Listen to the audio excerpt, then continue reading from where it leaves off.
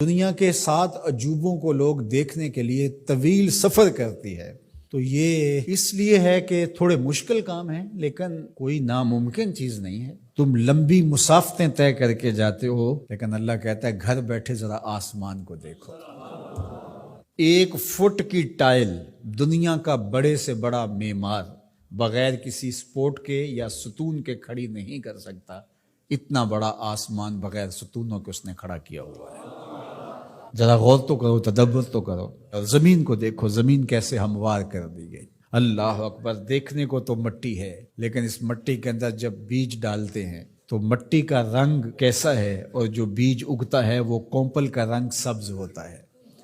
پھر اس کے اوپر شاخ، اور شاخ کے ساتھ پتے، پھر پتوں کے ساتھ کلیاں، اور کلیوں کے ساتھ پھر غنچے اور پھول، اور پھر پھل، اور پھل میں بھرا ہوا رس، رس کے اندر مٹھاس، اور اس کے اندر طبی خواص اور توانائی۔ مٹیالی زمین سے اگنے والے پودے کے رنگ میں سرخیاں کہاں سے آ گئیں؟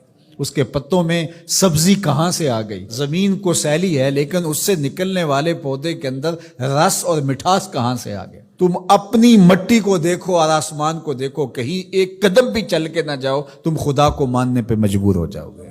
حضرت شیخ فرید الدین عطار کا ایک شعر مجھے یاد آیا، کیا خوبصورت بات کہی۔ سانے کزتی سلاتی می کند، کیسا کاریگر ہے، مٹی سے بادشاہ بنا دیتا ہے۔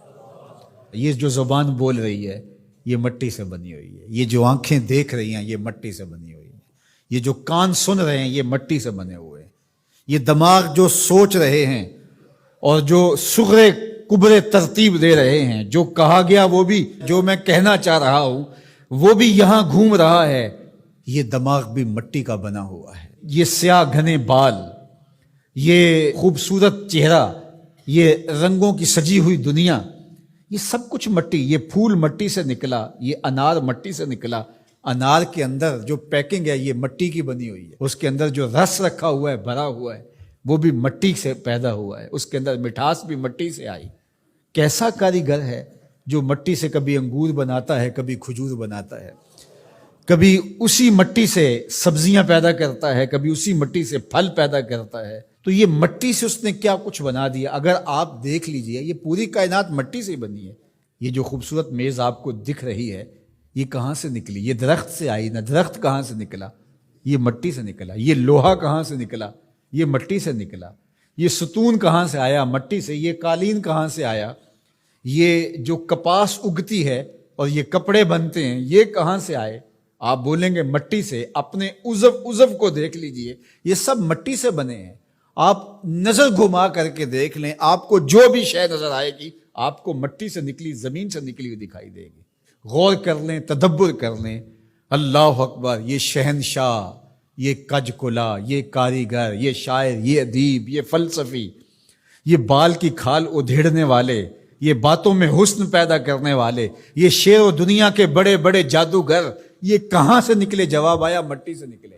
واختلاف اللیل والنہار، دن اور راتوں کا بدلنا۔ اب سورج کی روشنی اتنی ہے کہ ماحول منور ہے، پھر دھیمی دھیمی تاروں کی چھاؤں ہوگی۔ کبھی دن آتا ہے، کبھی رات آتی ہے، کبھی صبح کا سپیدہ نمودار ہوتا ہے، کبھی شام کے دھندلکے ہوتے ہیں، کبھی کالی رات دبیز چادر اوڑے آ جاتی ہے، کبھی چٹا دن ہوتا ہے، کبھی گرم دھوپ ہوتی ہے، کبھی کڑکتی دوپہر ہوتی ہے، کبھی برستی بارش ہوتی ہے، کبھی گھر کے سرمئی بادل آ جاتے ہیں، کبھی کوسے قزا کی رنگینیاں ہوتی ہیں، کبھی دھنک کی شوخیاں ہوتی ہیں، کبھی بادلوں کی اوٹ سے جھانکتا ہوا چاند دکھائی دیتا ہے، کبھی سورج بادلوں کے پیچھے چھپتا نظر آتا ہے، کبھی درد غروب سے زرد لگتا ہے، کبھی سرخ ٹکیا سورج کی دکھائی دیتی ہے، کبھی اتنا روشن کہ دیکھا نہیں جا سکتا۔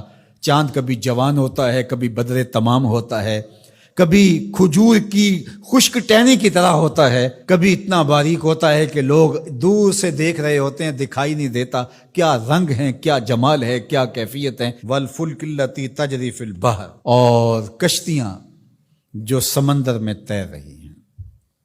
1 فٹ کا لوہا لے کر کے آپ پانی میں پھینکو، ڈوب جائے گا، لیکن ہزاروں ٹن وزن لیے ہوئے اس میں لوہا بھی ہے اور بھی چیزیں ہیں، ایک جہاز پانی میں تیرتا ہوا ایک ساحل سے دوسرے ساحل تک پہنچ جاتا ہے، ڈوبتا نہیں ہے۔ وما انزل اللہ من السماء من ماء، اور آسمان سے بارش برستی ہے، گھر کے بادل آتے ہیں، کبھی بوندا باندی ہوتی ہے، کبھی موسلادھار بارش ہوتی ہے، آسمان سے پانی اترتا ہے، کبھی برف کی شکل میں، کبھی شبنم کی صورت میں، کبھی بارش کی شکل میں، اور پھر کیا ہوتا ہے؟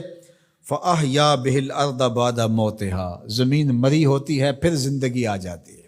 یہ جو فیوجی پہاڑ ہے جاپان کے اندر غالباً، یہ سال میں 4 رنگ بدلتا ہے۔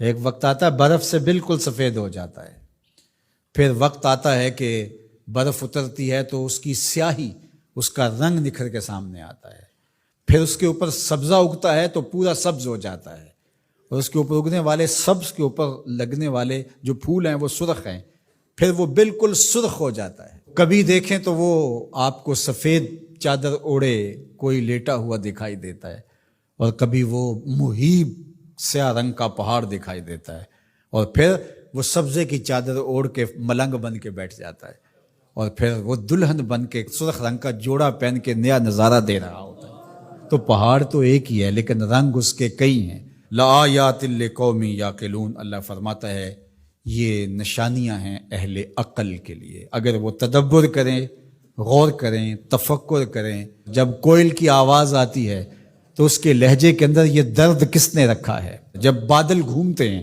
اور پانی لے کر کے ٹنوں کے حساب سے گھوم رہے ہوتے ہیں تو یہ کس نے سہار رکھا ہے ان کو؟ یہ آسمان بغیر ستون کے کیسے کھڑے ہیں؟ یہ زمین سے سبزے کیسے اگتے ہیں؟